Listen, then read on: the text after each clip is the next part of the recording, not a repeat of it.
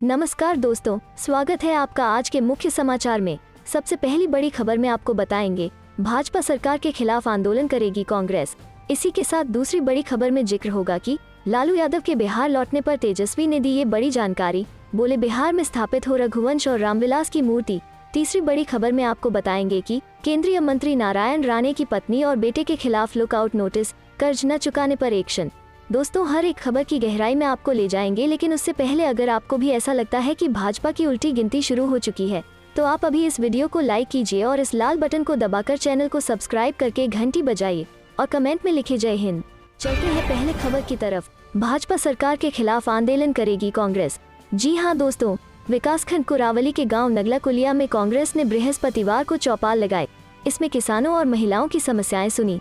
महिला कांग्रेस आगरा जोन अध्यक्ष ममता राजपूत ने कहा कि कांग्रेस ने बेरोजगारी, महंगाई और कानून व्यवस्था पर बीजेपी सरकार के खिलाफ सड़कों पर उतरने का संकल्प लिया है। कांग्रेस महिलाओं और किसानों के साथ भाजपा सरकार के खिलाफ आंदोलन चलाएगी।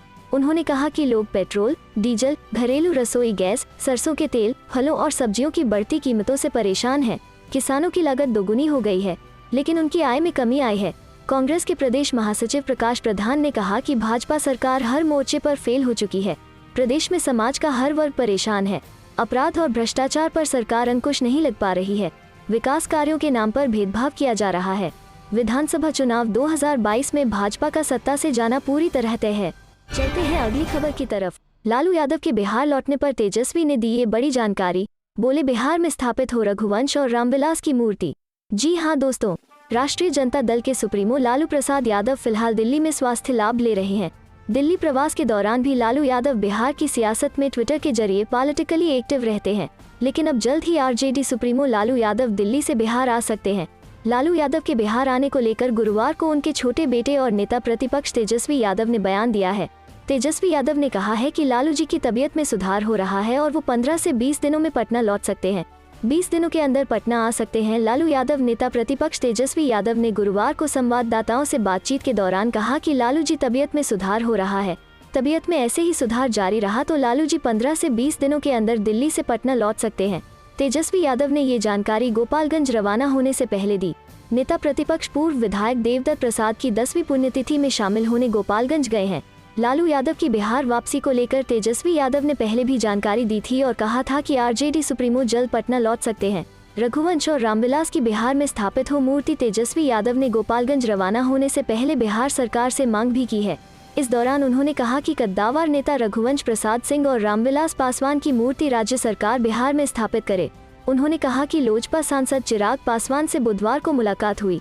इससे पहले पूर्व केंद्रीय मंत्री रघुवंश प्रसाद के बेटे से भी मुलाकात हुई है। तेजस्वी ने कहा कि बिहार के इन दोनों नेताओं की पहली बरसी मनने वाली है। ऐसे में सरकार से मांग है कि इन दोनों नेताओं की मूर्ति बिहार में स्थापित की जाए। उसके साथ ही तेजस्वी ने सरकार से मांग की है कि इन दोनों नेताओं की जयंती या पुण्यतिथि पर बिहार सरकार की तरफ से राजकीय समारोह के तौर पर मनाया जाए। चलते हैं अगली खबर की तरफ। केंद्रीय मंत्री नारायण राणे की पत्नी और बेटे के खिलाफ लुकआउट नोटिस, कर्ज न चुकाने पर एक्शन।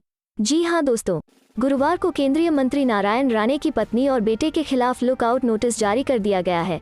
ये कार्रवाई दीवान हाउसिंग फाइनेंस कॉरपोरेशन वाले केस में की गई है, जहां पर राणे की पत्नी नीलम ने 25 करोड़ का कर्ज लिया था, वहीं उनके बेटे नितेश ने 40 करोड़ का कर्ज लिया था।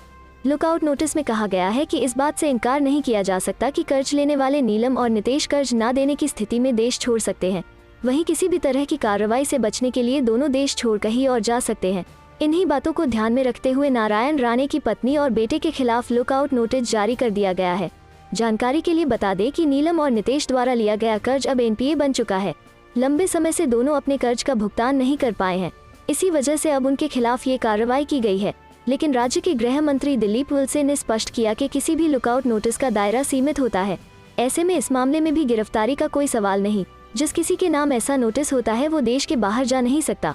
वैसे अभी के लिए सिर्फ नारायण राणे की पत्नी या फिर उनके बेटे की मुसीबत नहीं बढ़ी है। कुछ दिन पहले तक खुद नारायण राणे भी एक विवादित बयान की वजह से सुर्खियों में आ गए थे। उन्होंने सीएम उद्धव ठाकरे को थप्पड़ मारने की बात कह दी थी।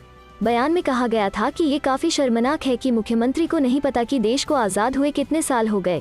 वे अपने भाषण के दौरान पीछे मुड़कर अपने सहयोगी से ये सवाल पूछ रहे थे, अगर मैं वहाँ होता तो उन्हें थप्पड़ मार देता। चलते हैं अगली खबर की तरफ। नीतीश कुमार महा डरपोक नेता।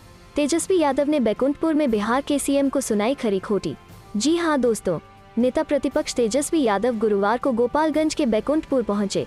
यहाँ पर पूर्व राजद विधायक स्वर्गीय देवदत्त राय की पुण्यतिथि पर उनकी मूर्ति का माल्यार्पण किया।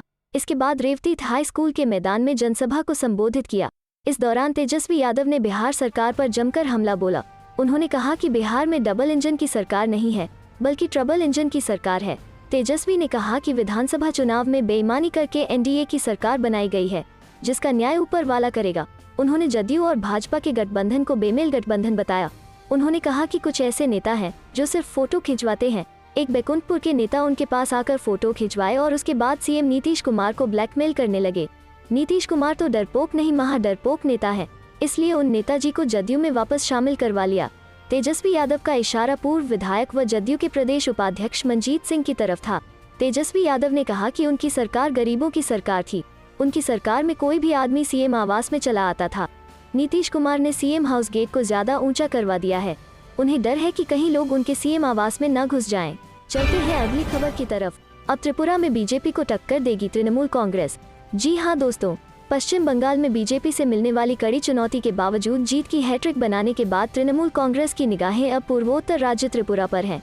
ममता की पार्टी सत्ताधारी बीजेपी को कड़ी चुनौती दे रहे हैं। तृणमूल कांग्रेस के तमाम नेता, सांसद और मंत्री बीते करीब 1.5 महीने से लगातार इस पर्वतीय राज्य का दौरा कर रहे हैं, जहां बिप्लब देब के नेतृत्व वाली बीजेपी सरकार चल रही है। अब राज्य में तृणमूल कांग्रेस टीएमसी संगठन को मजबूत करने के लिए ममता बनर्जी ने कांग्रेस के पूर्व दिग्गज संतोष मोहन देव की पुत्री सुष्मिता देव को पार्टी की जिम्मेदारी सौंपी है। वो खुद भी कांग्रेस सांसद रह चुकी हैं। बीते दिनों कोलकाता में टीएमसी का दामन थामने के बाद ही सुष्मिता फिलहाल 2 सप्ताह के दौरे पर त्रिपुरा पहुंच गई हैं। अब शायद बीजेपी भी टीएमसी की चुनौती को गंभीरता से लेने लगी है। शायद यही वजह है कि इस सप्ताह हुए मंत्रिमंडल विस्तार में कई असंतुष्ट नेताओं को जगह दी गई है। बंगाल की राजनीति पहुंची त्रिपुरा। कुछ महीने पहले पश्चिम बंगाल में जो राजनीतिक लड़ाई चल रही थी वो अब त्रिपुरा पहुंच गई है। फर्क बस यही है कि जिन दोनों राजनीतिक दलों टीएमसी और बीजेपी के बीच यह लड़ाई चल रही है, उनका पक्ष बदल गया है। बंगाल में जहां सत्तारूढ़ टीएमसी को बीजेपी से चुनौती मिल रही थी, वहीं त्रिपुरा में टीएमसी ने सत्तारूढ़ बीजेपी के लिए मुश्किलें खड़ी कर दी हैं। त्रिपुरा में भी खेला हो बेक के कामयाब नारे के साथ मैदान में उतरी टीएमसी और बीजेपी के बीच जगह जगह हिंसक झड़पें होने लगी हैं। राज्य सरकार ने सरकारी कामकाज में बाधा पहुंचाने के आरोप में ममता के भतीजे सांसद अभिषेक बनर्जी समेत कई नेताओं के खिलाफ एफआईआर दर्ज की है। मुख्यमंत्री ममता बनर्जी ने बीजेपी पर त्रिपुरा में भी केंद्रीय एजेंसियों के दुरुपयोग का आरोप लगाया है। कोलकाता के भवानीपुर इलाके में गुरुवार को आयोजित कार्यकर्ता सम्मेलन में ममता ने कहा, बीजेपी हर उस राज्य में केंद्रीय एजेंसियों का दुरुपयोग कर रही है जहां वो सत्ता में है। बंगाल में सत्ता में नहीं होने के बावजूद पार्टी के नेताओं को लगातार परेशान किया जा रहा है। पार्टी इससे पहले मुलायम सिंह यादव, शरद पवार और कांग्रेस के खिलाफ भी यही तरीका आजमाती रही है। मुख्यमंत्री का आरोप है कि बीजेपी राजनीतिक रूप से टीएमसी का मुकाबला करने में नाकाम रही है, इसलिए वो केंद्रीय एजेंसियों के कंधे पर बंदूक रखकर चला रही है।